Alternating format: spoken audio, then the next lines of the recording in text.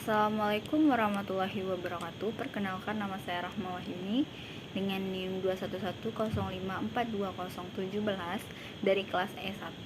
Pada kesempatan kali ini saya akan menjelaskan tentang Analysis of Variance atau yang biasa dikenal dengan ANOVA.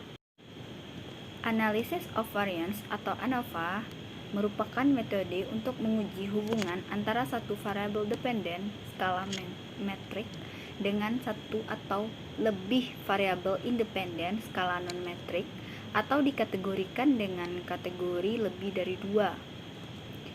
Jenis-jenis ANOVA itu ada hubungan antar variabel dependen dengan satu variabel dependen disebut one way ANOVA. Pada kasus satu variabel dependen metrik dan dua atau tiga variabel independen, kategorikan sering disebut two way ANOVA dan three ways ANOVA. Untuk menggunakan uji ANOVA harus dipenuhi beberapa asumsi di bawah ini. Yang pertama ada homogeneity of variance. Variabel dependen harus memiliki variabel yang sama dalam setiap kategori variabel independen. Jika terdapat lebih dari satu variabel independen, maka harus ada homogeneity of variance di dalam yang dibentuk oleh variabel independen kategorikan. Nah, SPSS memberikan tes ini dengan nama Levens Test of Homogeneity of Variance. Jika nilai Levens test signifikan, probability-nya itu kecil dari 0,05, maka hipotesis 0 akan ditolak bahwa grup memiliki varians yang berbeda, dan hal ini menyalahi asumsi. Jika yang dikehendaki adalah tidak dapat menolak hipotesis 0 atau hasil Levens test tidak signifikan, atau bisa juga probabilitasnya itu besar dari 0,5. Walaupun asumsi varians, maka ini dilanggar. Nah, Box 1954 menyatakan bahwa ANOVA masih tetap dapat digunakan karena ANOVA reborns untuk menyimpan yang kecil dan moderat dari homogeneity of variance. Perhitungan kasarnya, rasio terbesar ke terkecil dari grup variance harus 3 atau kurang dari 3. Terus yang kedua ada random sampling. Untuk tujuan uji signifikansi, maka subjek di dalam setiap grup harus diambil secara random. Terus ada yang ketiga, multivariate normality. Untuk tujuan uji signifikansi, maka variabel harus mengikuti distribusi normal multivariate variabel dependen terdistribusi secara normal dalam setiap kategori variabel independen. Nah, ANOVA masih tetap rewards walaupun terdapat penyimpangan asumsi multivariate normality. SPSS memberikan uji box plot text of the normality assumption. Manfaat uji ANOVA.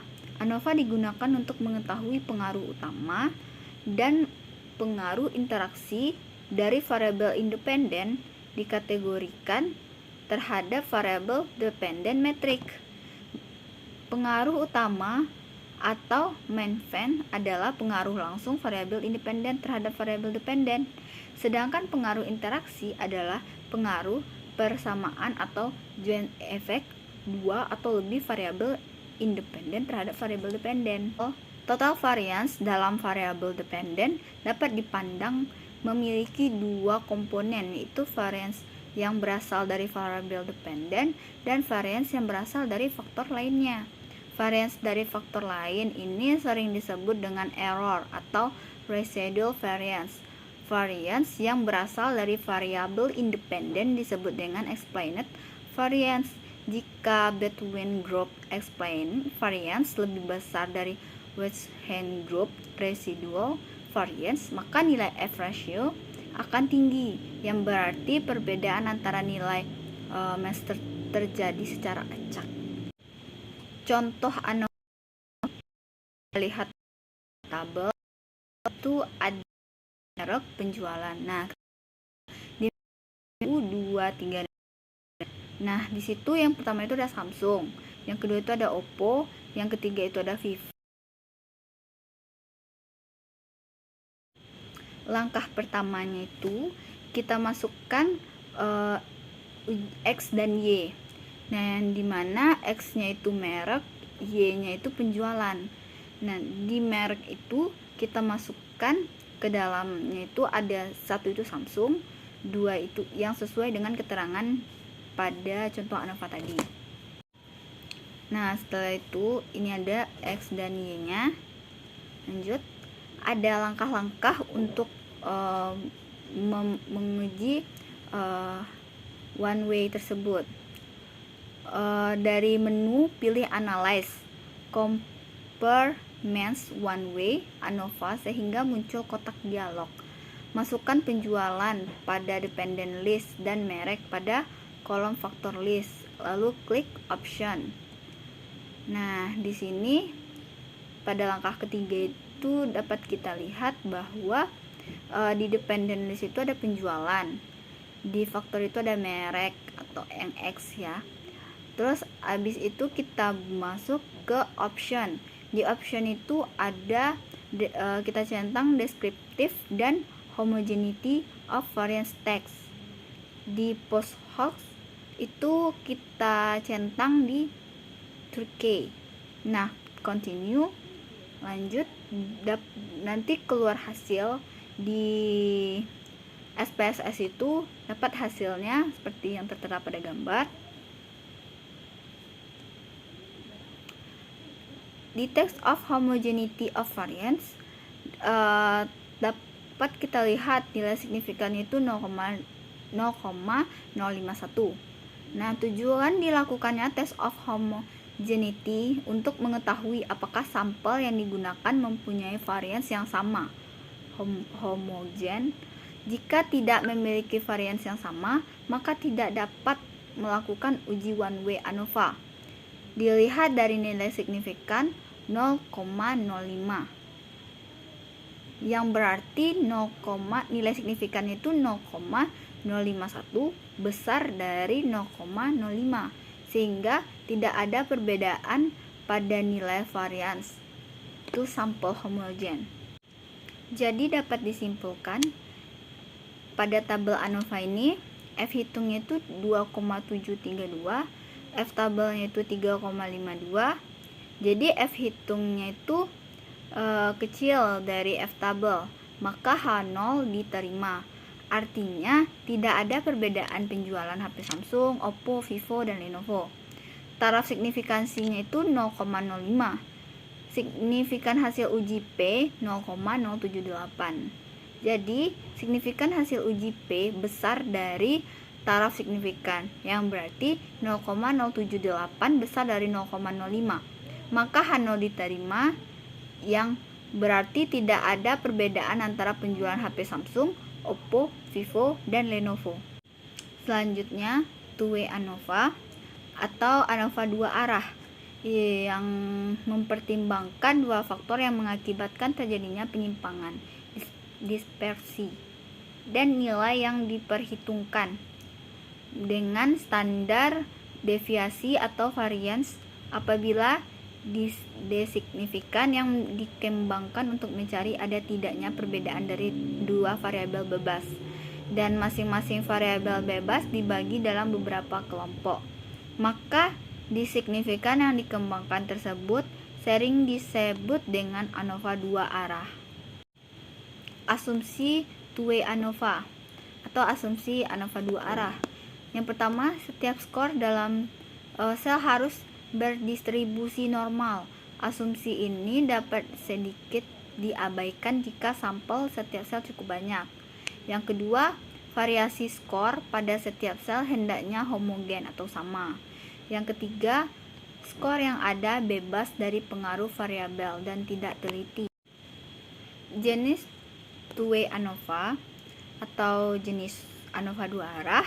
ANOVA dua arah tanpa interaksi yang pertama merupakan pengujian hipotesis beda tiga rata-rata atau lebih dengan dua jenis faktor yang berpengaruh dan interaksi antar kedua faktor tersebut ditiadakan. Yang kedua, ada ANOVA dua arah dengan interaksi, merupakan pengujian beda 3 rata-rata atau lebih dengan 2 faktor yang mempengaruhi atau yang berpengaruh, dan pengaruh interaksi antar 2 faktor tersebut diperhitungkan. Nah, sekarang kita masuk kepada contoh kasus. Seorang peneliti ingin mengetahui apakah terdapat perbedaan dalam penggunaan jam kerja per bulan berdasarkan jenis kelamin dan jenis pekerjaan pada masyarakat di Kota Pati, Jawa Tengah. Dalam penelitian ini menggunakan 30 anggota sampel yang dipilih secara acak. Nah, yang pertama itu kita masukkan datanya itu ke dalam SPSS. Seperti yang tertera pada gambar, kita masukkan data jenis kelamin, habis itu jenis pekerjaan, jam kerja. Jenis kelamin yang pertama itu ada laki-laki, yang kedua itu perempuan. Nah, kita masukkan ke langkah yang pertama. Langkah pertama, kita masuk ke variable view. Kita masukkan jenis kelamin, lalu jenis pekerjaan, habis itu jam kerja per bulannya. Lanjut ke langkah kedua, kita ambil analyze, habis itu general linear model, terus kita ambil univariate. Lalu kita masuk ke langkah ketiga. Di dependent variable kita masukkan jam kerja per bulannya. Nah, di situ ada standardized, itu kita centang, lalu continue. Nah, habis itu di plot, yang tadi kan option, nah sekarang di plot dependent listnya itu ada standardized reset. Nah, itu kita masukin atau kita masukkan faktor kita centang stem and leaf-nya. Terus kita centang juga glomality plots with testnya. Habis itu continue. Lalu jenis kelamin, jenis pekerjaan, jenis kelamin dan jenis pekerjaan, hasil dari kita di langkah pertama tadi, kita masukkan ke display means for. Habis itu kita centang descriptive statistiknya. Habis itu kita centang juga homogeneity testnya. Setelah itu continue. Nanti keluar hasil descriptive statistik seperti yang digambar. Nah, di sini ada dependent variable jam kerja per bulan. Nah, di difference test of quality of error variance, dependent variable-nya itu sama jam kerja per bulan, didapat nilai signifikannya 0,872. Selanjutnya di test of between subject effect, ada nilai signifikan terhadap jenis kelamin itu 0,440. Jenis pekerjaannya itu 0,0000. Jenis kelamin sudah dikalikan dengan jenis pekerjaan, itu terdapat nilai signifikannya 0,038. Nah, dengan total datanya itu ada sebanyak 30. Analisis output SPSS selanjutnya itu nilai signifikan sebesar 0,0440. Ini yang sudah saya sebutkan tadi di jenis kelamin ya. Nilai tersebut lebih besar dari 0,05. Maka bisa disimpulkan bahwa tidak ada perbedaan secara signifikan penggunaan jam kerja berdasarkan jenis kelamin. Selanjutnya nilai signifikan sebesar 0,000, nilai tersebut lebih kecil dari 0,05. Maka bisa disimpulkan bahwa ada perbedaan secara signifikan terhadap penggunaan jam kerja berdasarkan jenis pekerjaan. Selanjutnya, nilai signifikan sebesar 0,038, nilai tersebut lebih kecil dari 0,05. Maka bisa disimpulkan bahwa ada interaksi antara jenis kelamin dengan jenis pekerjaan dalam penggunaan jam kerja. Baiklah, hanya sekian yang dapat saya sampaikan. Apabila saya ada kata yang ganjal atau yang salah, saya mohon maaf. Saya sudahi. Assalamualaikum warahmatullahi wabarakatuh.